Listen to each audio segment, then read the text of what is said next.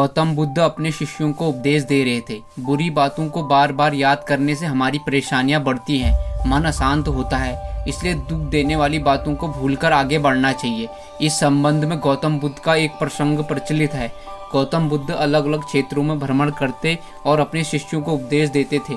एक गांव में वे उपदेश दे रहे थे। बुद्ध ने कहा कि क्रोध ऐसी अग्नि है जिसमें क्रोध करने वाला खुद भी जलता है और दूसरों को भी जलाता है।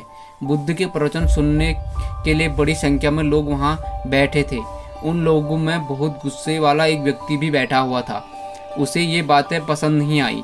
वह अचानक उठा और बोलने लगा कि तुम बहुत पाखंडी हो, बड़ी बड़ी बातें करना ही तुम्हारा काम है, तुम लोगों को भ्रमित कर रहे हो, तुम्हारी ये बातें आज कोई मायने नहीं रखती हैं। व्यक्ति लगातार बुद्ध को अपमानजनक बातें सुना रहा था। वहाँ बैठे सभी लोग ये देखकर हैरान थे कि बुद्ध ये सब शांति से सुन रहे थे, लेकिन कुछ बोल नहीं रहे थे। क्रोधी व्यक्ति बुद्ध को शांत देखकर और ज़्यादा क्रोधित हो गया। वह बुद्ध के पास गया और उनके मुंह पर थूककर वहां से चला गया। घर पहुंचकर क्रोधी व्यक्ति का मन शांत हुआ तो उसे अपने किए पर बहुत पछतावा हुआ। वह बुद्ध से क्षमा मांगने पहुंचा, लेकिन उस गांव से बुद्ध पड़ोस के गांव के लिए निकल चुके थे। वह व्यक्ति बुद्ध को खोजते हुए दूसरे गांव में पहुंचा।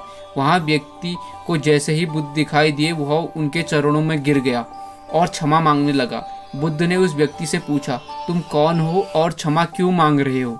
उस व्यक्ति ने कहा, क्या आप भूल गए? मैंने कल आपके साथ बुरा व्यवहार किया था, आपका अपमान किया था।